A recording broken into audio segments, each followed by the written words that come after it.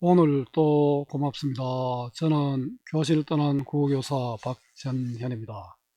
자, 고전소설 운영전입니다.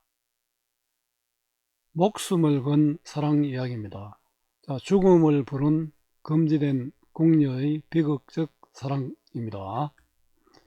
도움되는 국어전을 만들어 보겠습니다. 구독, 공감 부탁합니다. 자, 죽음을 부른 금지된 궁녀의 비극적 사랑. 주인의 소유물로 살아가는 궁녀에 비해 운영전 해설. 안평대군의 궁 수성궁에서 꿈속에서 만난 이야기입니다. 자, 수성궁 몽유록이라고도 합니다.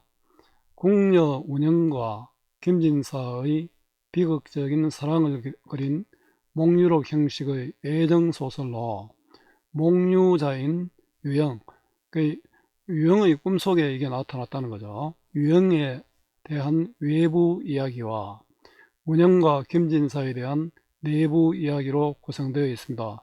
이런 걸 우리 액자식 구성이라 하죠.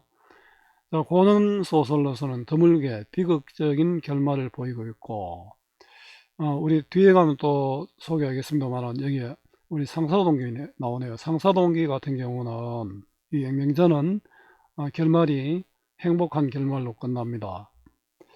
자, 비극적 결말을 보이고 시를 삽입하여 인물의 내면 심리를 효과적으로 드러내고 있습니다.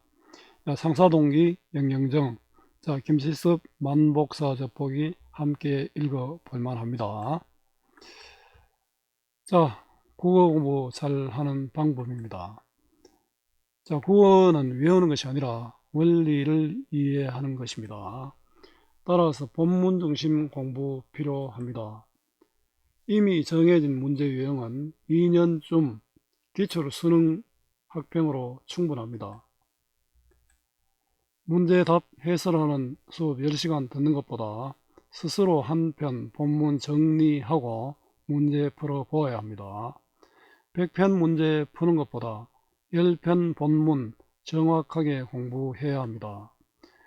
요약시 보고 문제만 푸는 공부 실패합니다.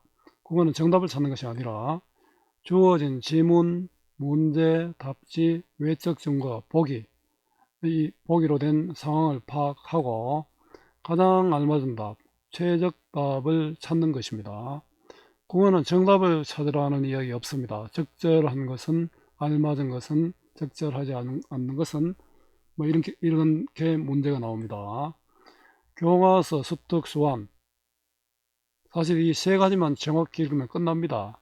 본문 중심 학습으로 문장을 이해할 수 있는 능력을 키워야 합니다. 문제에 나오는 지문, 문제, 답지, 외적 증거만 정확히 읽을 수 있는 능력이 있으면 다 풀 수 있습니다. 문제는 자료입니다. 제 자료 도움됩니다. 이해의 배경입니다. 이 작품은 조선시대 예정소설로 수성궁 몽유록 또는 유영전으로도 불립니다. 자, 유영이 수성군을 방문한 외부 이야기, 유영이 김진사를 만나 이야기를 듣는 가운데 이야기, 자, 운영과 김진사의 비극적 사랑을 다룬 내부 이야기로 구분됩니다. 자, 이 작품은 고전 소설로는 드물게 비극적 결말을 지니고 있는데, 이는 사랑이 비극적으로 끝나는 이유가 신분적 제약, 궁녀라는 신분이 있잖아요. 극복하지 못했기 때문이라는 점에서 인간의 본연적 욕망을 억압하는 당대 신분제도의 모순을 비판하고 있다고 볼 수 있습니다. 흔히 신분을 초월한 남녀 간의 비극적 사랑에 초점을 맞추어 주제를 해석해 왔으나 최근에는 등장인물의 말에 근거하여 인간사의 무상함이라는 주제를 읽어내는 경우도 있습니다. 자, 이런 경우는 여러분들 보기를 주고 아마 질문을 할 겁니다. 자, 한눈에 보기입니다. 수성궁, 궁궐의 의미입니다. 안평대군의 궁궐인데요. 대군에게는 학문의 장이지만 궁녀들에게는 금기의 장, 할 수 있는 일이 제한되어 있다는 거죠. 궁녀들이 자신의 의지와 관계없이 왕족을 위해 시문을 익히는 곳으로 다른 사람들을 만날 수도 출입할 수도 없는 공간으로 운영과 김진사의 현실적 장벽이 됩니다. 액자식 구성 환몽 구조를 갖고 있습니다. 현실, 외화는 유영이 안평대군에 거처했던 수성궁에 놀러가서 잠이 들었습니다. 꿈, 내화는 궁녀 운영과 김진사를 만나 그들의 슬픈 사랑 이야기를 듣고 잠이 깼습니다. 또 현실, 외화는 두 사람은 없고 김진사가 그들의 이야기를 기록한 서책만 남아 있었습니다. 자, 인물 정리해 보겠습니다. 운영, 궁궐 안에서 억압적인 삶에서 벗어나 참된 삶을 살고 싶어하는 궁녀입니다. 김진사, 글솜씨가 뛰어난 선비로 운영과 사랑했으나 현실의 벽을 만나자 죽게 됩니다. 자, 신분 차이에도 불구하고 사랑을 이루기 위해 노력합니다. 자, 시대의 폭력성과 사회적 제약에 후속받는 인물이죠. 그 현실의 장벽으로 좌절하는 비극적 인물입니다. 특, 자, 특은 김진사의 노비로 김진사와 운영의 만남을 돕지만 운영의 재물을 탐하여 배반하는 그런 인물입니다. 자란은 궁녀로 운영과 김진사의 만남을 돕지만 궁을 떠나려는 운영을 적극적으로 말립니다. 대군은 세종의 아들로 겉으로는 품위 있는 행동을 보이며 도덕군자인 척 하지만 위선적이고 전근대적 사고를 하고 있습니다. 넘어야 할 장벽, 사회죠. 유영은 김진사로부터 그들의 비극적 사랑 이야기를 전해 듣는 선비로 운영과 김진사에 대한 애틋한 사랑 이야기 전달자입니다. 자, 운영의 꿈에 대한 인물의 반응이 나타나는데요. 자, 운영이 꿈을 꾸고 이거 뭐 불길한 것 아니가 하고 이런 내용이 나옵니다. 자, 운영은 꿈에 만난 장성은 성이잖아요. 꿈에 성을 만났습니다. 궁궐의 담장이며 목돌선우는 여기 원래는 저 오랑캐 사람이었죠. 오랑캐 부족이었는데 여기는 또 이 목돌선우가 나타나는데 이걸 특이라고 생각하고 의심합니다. 김진사는 꿈은 허망한 것으로 의미를 부여할 필요가 없다고 이야기하고요. 자라는 좋지 못한 꿈이지만 이 꿈은 좋지 못하지만 길흉과 관련 없이 네가 이 궁궐을 떠나서는 안 된다. 운영은 떠나고 싶어하고 김진사도 데려가고 싶어하는데 이런 만류합니다. 안평대군, 겉으로는 품위 있는 행동을 보이고 도덕군자인 척하지만 위선적이고 전근대적 사고를 갖고 있다. 자, 넘어야 할 사회 장벽입니다. 자, 유영은 김진사로부터 그들의 비극적 사랑 이야기를 전해주는 선비고요. 운영과 김진사의 애틋한 사랑 이야기 전달자다. 반복되는데 한 번 더 공부한다고 생각하면 되겠습니다. 자, 한눈에 내용 정리를 해보겠습니다. 작품이 제법 긴데요. 이 내용을 보면 충분할 겁니다. 자, 발단 외화 1입니다. 유영이 수성궁 예터에서 놀다가 김진사와 운영을 만났습니다. 임진왜란이 끝난 선조 34년 1601년 유영은 세종의 셋째 아들로 풍류를 즐기다가 세조에게 주살된 안평대군에게 사제했던 수성궁에 갔습니다. 술을 마시고 시를 읽다가 잠이 들고 꿈결에 한 소년과 절세 미녀를 만나 그들의 사연을 듣게 됩니다. 자, 전개입니다. 내화, 김진사와 궁녀 운영의 금지된 사랑입니다. 부모의 사랑 속에서 자라면서 글과 시에 뛰어난 운영은 안평대군의 사제의 시문을 배우며 궁궐 밖을 나가서도 안되고 궁궐 밖에서 이름을 아는 자가 있어도 안되는 궁녀가 됩니다. 안평대군은 어느 날 궁녀들에게 시를 짓게 하였고 운영의 시 속에 그리움의 감정이 있음을 알고 운영을 추궁합니다. 글에 뛰어난 소년 김진사가 안평대군의 사제에서 시를 지을 때 배루 시중을 들게 되면서 김진사를 만났습니다. 김진사를 처음 본 순간 사랑이 움트고 자신의 마음을 담은 시를 김진사에게 전하기도 합니다. 이렇게 시작된 사랑은 김진사의 하인 덕의 도움으로, 하인이 도와준 게 뭐 딴 거 없습니다. 사다리하고 털신을 만들어 주었습니다. 사다리로 담을 넘어가고 털신을 신으면 소리가 안 나잖아요. 그 수성공 담을 넘나들며 깊어지게 됩니다. 꼬리만 길면 밟힌다고 했던가요? 눈 내린 겨울, 김진사의 발자취가 드러나게 되고 운영이 지은 시와 김진사가 지은 글에서 그리운 마음을 읽고 운영을 의심합니다. 자, 위기 내화합니다. 김진사와 운영이 도망갈 계획을 세우지만 들키고 운영은 자살합니다. 자신들의 금지된 사랑이 드러날까봐 운영은 궁에서 도망갈 궁리를 합니다. 운영의 친구 자라는 만류하지만 운영은 탈출을 꿈꿉니다. 김진사의 하인 덕의 배신으로 두 사람의 미래가 드러납니다. 노한 대군이 다른 궁녀까지 죽이려 하지만 궁녀들의 만류로 운영은 별궁에 가두옵니다. 운영은 그날 밤 수건으로 목을 메고 자살합니다. 자, 절정 내화 3입니다. 김진사도 슬픔을 이기지 못하고 상사병으로 죽었습니다. 자, 김진사는 운영의 제사를 지낸 다음 상사병으로 죽습니다.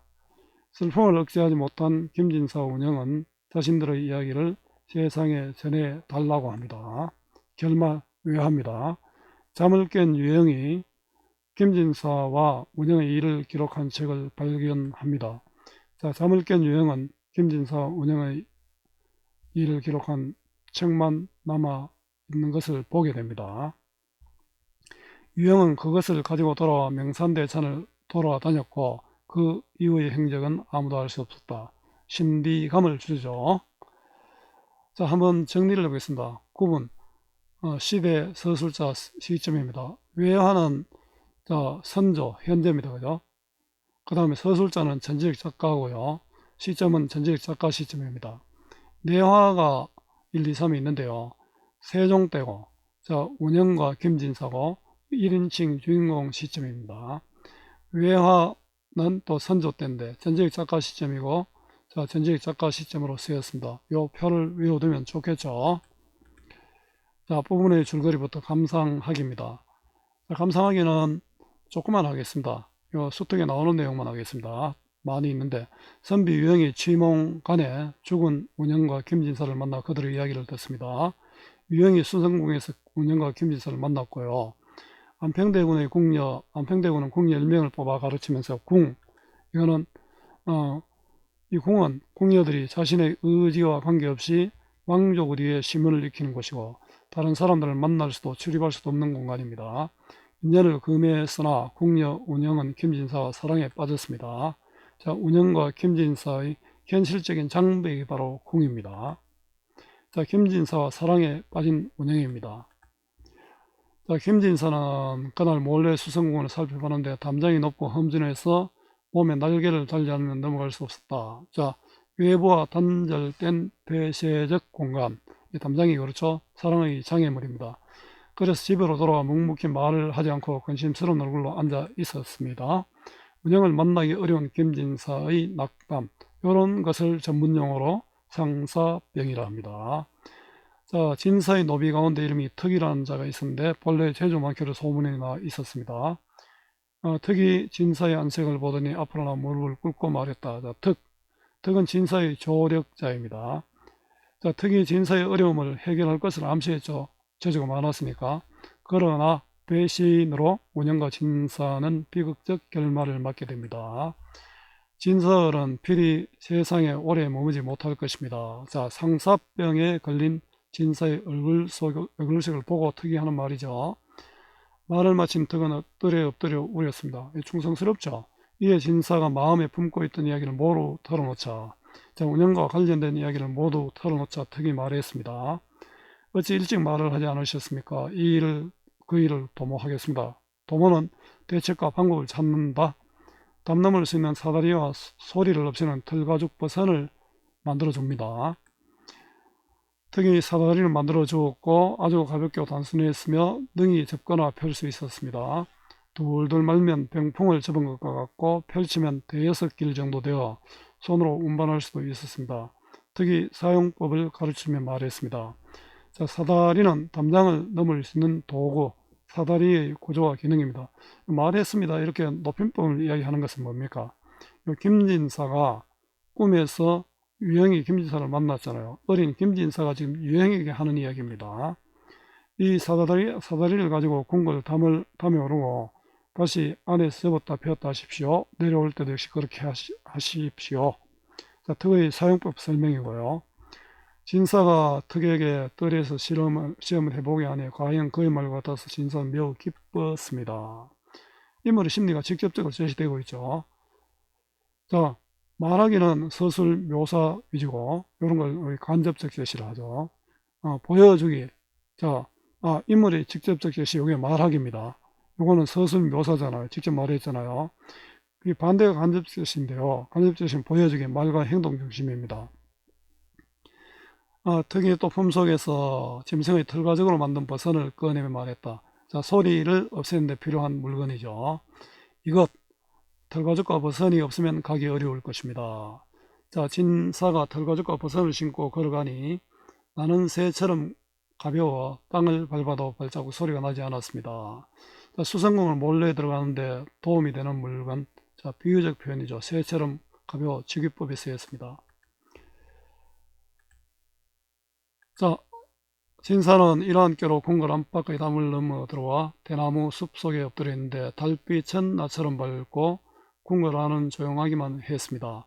조금 후에 어떤 사람이 안에서 나와 산보를 하면서 낮게 시를 읊조렸습니다. 진사는 대나무를 헤치고 머리를 내밀며 말했습니다. 오시는 분은 누구세요? 그 사람이 웃으며 말했습니다. 낭궁께서 나오십시오. 나오십시오. 진사는 성큼성큼 걸어 나와 소리했습니다. 자라는 도움으로 이렇게 이제 궁녀가 운영이 나온 거죠. 자, 턱의 도움으로 수성 담장을 넘어 운영을 만난 진사입니다. 여기까지 수특이 나왔고요. 뒤에 또 있습니다. 나머지 부분은 좀 빨리 넘어가겠습니다. 이 부분들을 쭉 있으니까 여러 궁녀들의 이야기가 있습니다. 궁녀들의 이야기가 있고, 자, 이 부분은 앞에 있는 내용으로도 충분할 것 같습니다. 그거 참고하시고요. 또 더 필요하시면은 이 부분은 우리 파일이나 또는 우리 블로그에 이 내용이 있으니까 함께 보면 됩니다. 자, 다시 여기서부터 수특이 나오는 내용입니다. 대구는 이전에 지은 비해당에 현판을 달기 위해 아름다운 글을 얻으려 했습니다. 그러나 여러 손님들이 시가 모두 마음에 차지 않자 굳이 진사를 초대해 잔치를 베풀어 시를 달라고 간청을 했습니다. 진사에 대한 대군의 믿음이죠. 네 글 하나 써도 이 말이다, 그죠? 진사는 부처를 한번 휘둘러서 나갔는데 글이 석 잘 되어 글자 한자도 덧붙일 것 없었습니다. 이런 걸 우리 어려운 말로 천이무봉이라 합니다. 천이무봉, 꿰맨 적이 없는 천사의 옷처럼 완전 무결하여 흠이 없다는 뜻입니다. 그 시에는 산수의 경치와 비해당의 모습이 극진하게 표현되지 않은 것이 없었으니 비바람을 놀라게 하고 귀신을 통곡하게 할 만은 했습니다. 이건 글이 뛰어났다. 자, 진사의 글이 뛰어나다는 것을 비유와 가정적 표현으로 강조했습니다. 대구는 구절마다 칭찬하며 말했습니다. 뜻밖의 오늘 왕자안. 왕자안은 당나라 초기의 대표적인 시인입니다. 다시 보는거나 네 왕자안보다 더 낫다. 대구는 읊기를 그지 않았습니다. 다만 진사가 시에 담장을 쫓아서 극한 풍류를 훔치네 라는 구절이 있었습니다. 담장, 이거 진사도 좀 어리석죠. 담장 안에 궁녀가 운영이 있지 않습니까? 자, 담장을 쫓아서 그 안에 운영을 훔쳤다는 그런 뜻이잖아요. 운영과 담장을 넘어서 금지된 사랑을 했다. 이게 드러나잖아요. 대군에게 의심을 받게 되는 계기가 됩니다. 대군은 이 구절에 읊기를 멈추고 진사를 의심했습니다. 이에 진사가 자리에서 일어나 대군에게 절하며 말했습니다. 진사가 궁녀를 좋아한다는 합리적 의심이죠. 제가 취해서 인사불성이 되었습니다. 원컨대 물러나고자 합니다. 대군이 의심하는 것을 알게 된 진사의 변명이죠. 대군은 시종에게 진사를 부축하여 전송토록 했습니다. 김진사의 시를 보고 연정을 의심하는 대군입니다. 다음날 밤에 진사가 궁궐로 들어와 저에게 말했습니다. 저는 운영이죠. 운영이 이제 유행한테 하는 이야기니까 그 높임말을 쓰고 있습니다. 달아나는 것이 좋겠어. 어제 내가 지은 시를 보고 대군이 의심하셨으니 오늘 밤 떠나지 않으면 후환이 있을까 두렵소. 도망가자. 제가 대답했습니다. 어젯밤 꿈에 한 사람을 보았는데 생김새가 영악했습니다. 영악은 모질고 사납다. 그 사람은 스스로 목돌선으로, 목돌은 한나라 초기에 활용했던 오랑캐 우두머리입니다. 여기서는 노비를 뜻합니다. 그죠? 이미 오래된 약속이 있었기 때문에 장성은 만리장성이죠. 기다린 지 오래다. 그리고 오랑캐가 그 장성 앞에서 너를 기다렸다 이 말이지 않았습니까? 저는 놀라 꿈에서 깨어났는데 아무래도 꿈의 징조가 상스럽지 않았습니다. 자, 꿈속 목돌 선우를 턱이라고 생각하며 걱정하고 있죠. 낭군은 이를 어떻게 생각하시는지요? 자, 이 운영은 꿈의 자기에게 불길하다라는 그런 이야기입니다. 운영 진사가 말했습니다. 하망은 꿈속의 일을 어떻게 믿을 수가 있어? 꿈은 신경 쓸 것 없다. 제가 말했습니다. 그가 장성이라 한 것은 궁궐의 담당이요. 그가 목도리라 한 것은 노비의 턱입니다. 낭군은 이 노비의 속내를 알고 있는지요? 자, 쟤는 운영입니다. 운영이 이제 턱에 대한 운영의 의심이죠. 이게 복선들입니다. 노비 턱의 도움으로 사랑을 했지만 노비 턱의 배반으로 두 사람의 사랑이 밝혀지게 됩니다. 이 노비는 본래 흉악한 놈이나 나에게 충성을 다하여서 오늘 낭자와 이렇듯 좋은 인연을 맺게 된 것도 이 노비의 꾀 때문입니다. 운영은 의심하고 진사는 믿었죠. 사다리와 버선, 털가죽 버선을 줬죠. 어찌 처음에 충성을 바치고 뒤에 악행을 저질 리가 있겠습니까? 자, 꿈을 근거로 턱을 의심하는 운영이고요. 이에 저는 말했습니다. 제가 어떻게 낭군의 말을 거절하겠습니까? 다만 자라는 저와 형제처럼 정이 두텁기 때문에 자란에게 알리지 않을 수 없었습니다. 저는 즉시 자란을 불러와 세 사람이 산발처럼 둘러앉았습니다. 진사의 계획은 운영이 수성궁을 떠나는 것입니다. 말하자 자란은 크게 놀라 꾸짖으며 말했습니다. 자란은 탈출을 말리는 거죠. 서로 즐긴 지 오래되어서 이제 스스로 화를 빠르게 부르려고 하는 것이 아니냐. 1, 2개월 서로 사귀는 것만으로도 충분한데 어떻게 사람으로서 차마 담을 넘어 달아나는 짓을 지르려고 하느냐. 주군이 너에게 마음을 기르신 지 오래되었다. 그것이 떠날 수 없는 첫째 이유요. 또 부인이 사랑하심이 깊다. 둘째 이유요. 화가 네가 만약에 떠나면 너희 부모에게 미칠 것이니 그것이 셋째 이유고요. 죄가 서궁 사람들에게 미칠 것이니 넷째 이유다. 떠날 수 없는 이유, 사람이 말하는 떠날 수 없는 이유입니다. 대군이 너를 아끼고 부인이 너를 사랑하고 너희 부모가 다칠 수 있고 다른 궁녀들도 벌을 받는다. 게다가 천지가 하나의 그물입니다. 오타네요. 하늘로 오르고 땅속으로 들어가지 못한다면 달 하나 어디로 가려고 하느냐. 혹시 붙잡히게 된다면 그 화가 어찌 내 한 몸에만 그치겠느냐. 뛰어봐야 벼룩이다. 손오공이 뛰어봐야 부처님 손바닥이죠. 도망갈 곳이 없다. 너 말고 다른 사람도 다친다. 떠나면 안 된다. 꿈의 징조가 상스럽지 못한 것은 말할 필요도 없다. 꿈의 징조는 나쁘다. 만약 꿈이 길조였다면 너는 기꺼이 가려야 했더냐.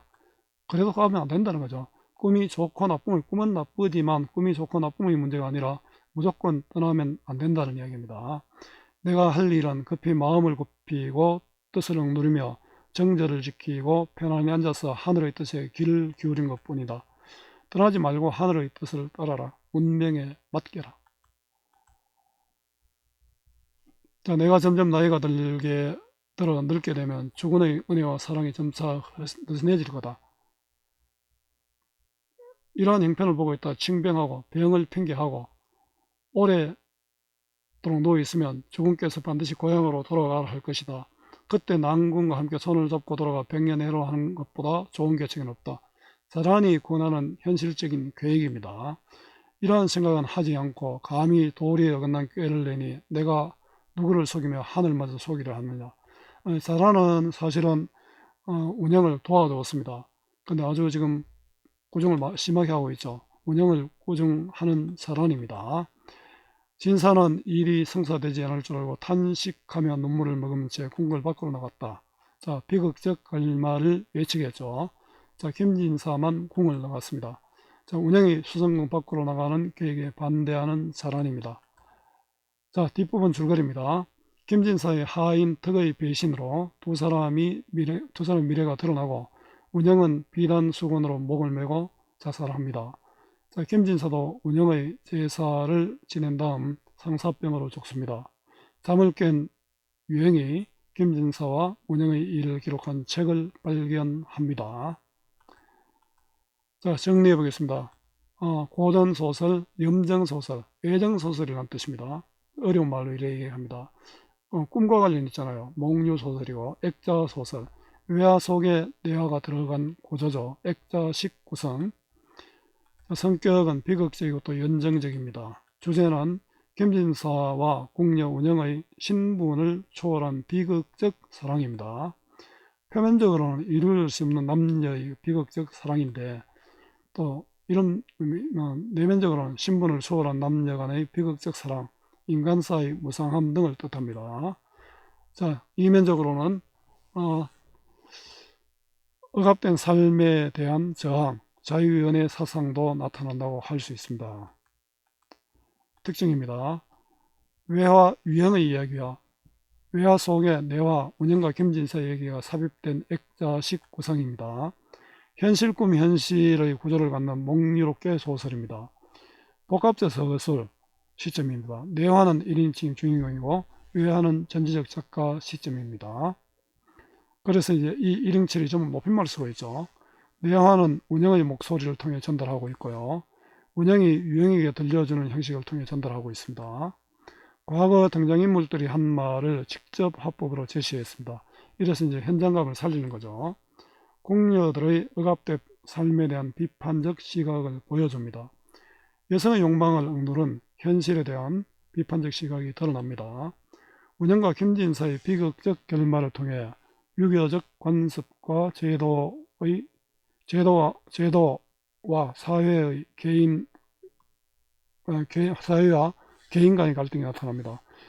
제도와 사회, 그 다음에 운영, 김진사의 갈등이 나타난다는 거죠. 삽입된 시와 대화를 통해 정서와 사건을 드러냅니다. 수고 많았습니다. 제가 살아있는 한 좋은 자료 보답하겠습니다. 네이버 구글 다음 어디서나 검색은 박전현입니다.